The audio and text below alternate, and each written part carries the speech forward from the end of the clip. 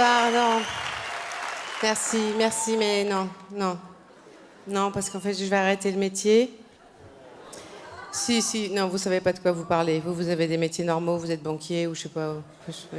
Non, moi j'arrête le métier parce que c'est trop difficile maintenant. Parce que maintenant, les gens qui montent sur scène, ils ont tous un truc à défendre. Une identité, une cause, quelque chose. Et moi, j'ai rien. J'ai pas de spécificité. Moi, je suis pas homo, je suis pas trans, je suis pas végane, je suis pas polyamoureuse, je suis pas obèse, je suis pas noire, je suis même pas juive, je suis rien. Moi, je suis une femme blanche, hétérosexuelle de 41 ans, consommatrice d'anxiolytiques. C'est pas une identité, c'est un cercueil, d'accord? Donc non, c'est vraiment, c'est très compliqué. Et encore, je dis, je suis une femme, même pas tout le temps. On n'est pas une femme tout le temps, d'ailleurs, quand on est une femme, c'est vrai. Moi, le matin, quand je prends mon café, je suis pas une femme, par exemple. Je suis pas une femme jusqu'à 11h45, à peu près, je suis pas une femme. On ne se connaît pas, mais moi, le matin, voilà, je suis beaucoup plus proche d'un Annie Girardot, quelque chose comme ça. Mais je suis pas une femme le matin. On n'est pas une femme tout le temps quand on est une femme, même pas. Alors, par contre, on sait quand on devient une femme. Ça, moi, je sais très bien quand je suis devenue une femme. Je suis devenue une femme, moi, le jour où j'ai couché avec un homme marié. C'est là que je suis devenue une femme. C'est là, précisément. Non, parce qu'on a tendance à dire qu'on devient une femme quand on a ses règles. Moi, pas du tout. Moi, quand j'ai eu mes règles, ça m'a pas du tout. Enfin, si, j'ai pris conscience que j'étais complètement dépressive quand j'ai eu mes règles. Parce qu'on m'avait dit, tu vas voir, on est triste hein, un peu avant les règles et pendant les règles. Moi, ça ne change rien du tout. Donc, je pense qu'il y a un problème. Voire même, je suis plus gaie pendant les règles, moi. Donc, c'est vraiment un problème de chimie interne. Mais par contre, le jour où tu te fais doigter par une main avec une alliance dessus, là, il se passe quelque chose, là. Là, le roman peut commencer vraiment. Hein. Là, c'est bonjour Anna Karénine, bonjour Emma Bovary. J'ai enfin la certitude que ma vie va mal finir. Je suis une femme. C'est là, c'est ce moment précis. C'est la vision de la main du mec avec l'alliance dessus, entre tes cuisses, qui te fait devenir une femme brutalement. C'est ça, c'est cette image. D'ailleurs, il faut préciser, c'est pas le doigt qui est bagué qui doit atteindre, bien sûr, évidemment. Hein, d'ailleurs, je pense que c'est pour ça hein, qu'on met l'alliance au 4e doigt. Bien sûr.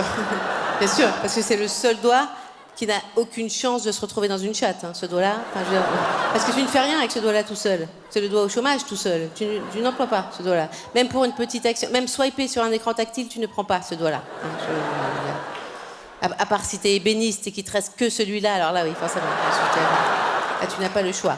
Mais je pense que c'est pour ça. On met l'alliance au 4e doigt pour ça, parce que sur ce doigt-là, aucun risque que l'alliance soit souillée par de la mouille de maîtresse. Donc voilà, donc oui, je suis une femme. Donc c'est vrai que des fois je me dis, mais t'es une femme, c'est une identité, ça, femme, t'as qu'à parler de ça, du fait d'être une femme, tout ça. Mais en même temps, je sais pas, est-ce que les discours féministes, au bout d'un moment, ça casse pas un peu les couilles C'est vrai, non, parce que je suis féministe, hein, je suis profondément féministe. Je suis tellement féministe que pendant très longtemps, moi, j'ai eu un portrait de Simone de Beauvoir sur ma table de chevet, quand même, à côté de mon lit. J'ai fini par enlever au bout d'un moment, parce que je me suis dit que ça faisait peur aux mecs. Apparemment, c'était pas ça. Bon, mais je suis féministe, bien sûr. Mais j'étais quand même embêtée avec tous les débats qu'il y a eu l'année dernière, parce que bon, déjà trop de bruit, tout le monde parlait en même temps, c'était épuisant, on pouvait pas réfléchir. À un moment, j'ai arrêté d'écouter tout, parce que bon, déjà, je les lisais pas, moi, les tweets balance ton porc, parce que ça m'excitait trop. Après, je pouvais pas bosser. Si, il y en avait qui étaient... Il y en avait des salés, quand même. Vendredi soir, je traîne au boulot, pas boucler mes dossiers, seule dans l'open space. Moi, N+1 arrive derrière mon dos, me susurre à l'oreille. Toi, avant le bilan comptable de la fin du 2e semestre, je te culbute sur la photocopieuse. Soudain, ses 2 mains sur mes seins. Il me pince les têtes... Oh, on arrête de chauffer les gens, là. Il y a des gens à qui il n'arrive rien, je le rappelle, quand même. Mais c'était compliqué, tout le monde parlait que de ça. Et j'ai l'impression qu'on jugeait à l'emporte-pièce certains trucs. Il y avait des trucs. Le consentement, c'est plus compliqué que ce qu'on a voulu. Je veux dire, on a pensé qu'on allait tout régler avec une formule. Quand c'est non, mais c'est plus compliqué que ça. Parce qu'une fois que tu as dit ça, tu n'as rien dit. Parce qu'en réalité, bien souvent, quand c'est oui, c'est non aussi. Hein. Enfin, je veux dire, si moi j'avais refusé de coucher à chaque fois que j'avais pas eu envie. je serais jamais restée avec un mec plus de 3 mois, quoi. Enfin, c'est la réalité. On le sait, les femmes, une fois qu'on est dans une relation, très souvent, on baise sans en avoir envie. Alors, ça posait pas de problème avant, parce qu'avant, il y avait un échange avec le mec. C'est-à-dire qu'avant, on baisait autant de fois que le mec voulait baiser, mais en échange, on avait un confort matériel, il y avait une sécurité, il y avait quelque chose. En plein hiver, il sortait, il allait couper du bois sous la neige, il allait tuer des chevreuils pour nous nourrir et nous faire des robes. Et quand il rentrait, on lui suçait un peu la bite. Et même si ça sentait un peu le castor, il y avait un win-win. Il y avait quelque chose, en fait, qui se passait. Mais aujourd'hui, maintenant qu'on est égaux, il n'y a plus d'échange. Il n'y a plus d'échange. Tu rentres d'une journée de boulot, t'es crevé, il faut lui sucer la bite s'il a envie d'avoir la bite qui fait sucer. Et après, il faut écouter ses problèmes. Non, il y a un malaise là, il y a un gros malaise. Parce que c'est un acte magnifiquement pur et bon de se donner à quelqu'un comme ça, entièrement, alors qu'on n'en a pas envie. Mais même une sainte ou Mère Teresa, aussi, il faudrait être une sainte ou Mère Teresa pour pas demander de contrepartie. Je veux dire. Et les saintes, elles couchent pas, hein, comme par hasard. Et Mère Teresa, elle est décédée. Donc, moi, ce que je propose, c'est peut-être pour rétablir la paix au sein des couples, entre les hommes et les femmes, peut-être que ce serait bon que dans le couple, les hommes versent un salaire aux femmes pour tout le sexe qu'elles font sans en avoir envie. Enfin, moi, franchement, je le ferais même avec des inconnus dans le besoin, si on me payait pour le faire. C'est vrai. Enfin, je veux piquer le boulot de personne, mais vous voyez ce que je veux dire? Non, mais c'est vrai. Enfin, tout ça, c'est une année compliquée quand même. Enfin, c'est surtout compliqué pour les hommes. Hein. Là, je pense que c'est très compliqué d'être un homme aujourd'hui. Enfin, c'est compliqué d'être un homme hier aussi, hein, d'ailleurs. Hein. Je pense que c'est compliqué. Ça sera encore plus compliqué d'être un homme demain, peut-être. Moi, j'aurais pas voulu être un homme. J'ai jamais eu cette envie-là. Parce que j'ai toujours pensé que c'était vraiment compliqué. Quand même, quand on pense... Le premier défi qui se pose à l'homme dans sa vie d'homme, c'est quand même de devoir bander, quoi. Je veux dire, son statut d'homme viril dépend d'un processus physique qu'il ne peut pas contrôler par la volonté.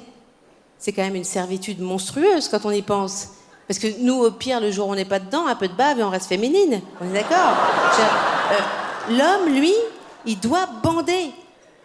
Et l'origine de la virilité, elle est là, d'ailleurs. Tu dois gouverner ta propre teub. Mais quel défi monstrueux! Tu m'étonnes qu'une fois qu'ils y sont arrivés, ils pensent qu'il faut qu'ils gouvernent le reste du monde. Les mecs, ça doit rendre mégalo une fois que tu as réussi à faire ça. Mais c'est l'enfer de devoir bander. La parano que ça doit créer. Mais moi, je n'ose même pas imaginer. Moi, je me suiciderais. Je ne supporterais pas, je pense. La parano. Alors, bon, parano injustifiée en plus, en réalité. Et je tiens à rassurer les hommes qui ne le seraient pas ce soir. Parce qu'en réalité, non, aucune femme ne va humilier un mec qui bande pas au lit. Ça n'existe pas.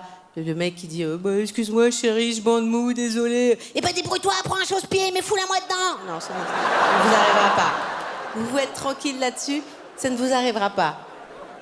Mais quand même, on comprend la difficulté. Moi, vraiment, de ce point de vue-là, je pense que c'est plus simple d'être une femme. Surtout que c'est même pas fini une fois qu'on bande, en fait. C'est que le début. Parce que la virilité exige la bandaison suivi de la pénétration. C'est tout le voyage qui rend viril, c'est tout le truc. C'est pour ça que dans un contexte de séduction, les hommes sont dans cette urgence de conclure au lit. C'est là que ça doit se terminer, parce que c'est là que le miracle viril s'accomplit vraiment. Alors que nous, les femmes, dans la séduction, on n'a pas besoin d'aller jusqu'à la baise techniquement pour être rassurées narcissiquement en tant que femme. Nous, non, nous, dans la séduction, on a juste besoin d'aller jusqu'à ce point où on voit dans les yeux du mec qu'on pourrait briser sa vie. C'est ça qu'on veut voir. Qu'on pourrait le transformer en lavette. C'est ça qu'on veut voir. On veut voir cet éclat dans l'œil qui s'éteint. On veut voir ça. On veut voir qu'on pourrait lui chier dans le cœur tous les matins sans qu'il se rebelle. C'est ça qu'on veut voir. Mais on n'a pas besoin de baiser, on n'est pas des sauvages. Je veux dire, c'est ça. Donc oui, on est différents. Mais je pense que c'est dur pour un garçon, cette histoire de bandaison. Surtout qu'en plus, il a tout ça à faire pour en plus assurer la partition qui est même pas la plus riante du sexe, parce qu'on le sait, tout le monde le sait, que ce qu'il y a de plus fun dans le sexe, c'est d'être pénétré, c'est pas de pénétrer. Enfin, je veux dire, même les mecs hétéros le savent dans la salle. Hein, je veux dire, je sais que vous en parlez pas beaucoup entre vous, mais nous, on sait comment ça se passe. On sait, bien sûr, au début de la relation, quand approche comme ça, un petit doigt de vos fesses, vous faites « Bah non, qu'est-ce que tu fais? T'es malade ou quoi ?» Puis quelques semaines après, c'est « Bon, d'accord, mais juste une noisette, hein. » Et que quelques mois après, c'est vous qui suppliez « Eh, tu peux refaire le... » C'est pas pour vous mettre mal à l'aise, hein, c'était pour vous défendre. Voilà, merci de m'avoir écouté, c'est tout ce que je voulais vous dire. Merci, bonsoir.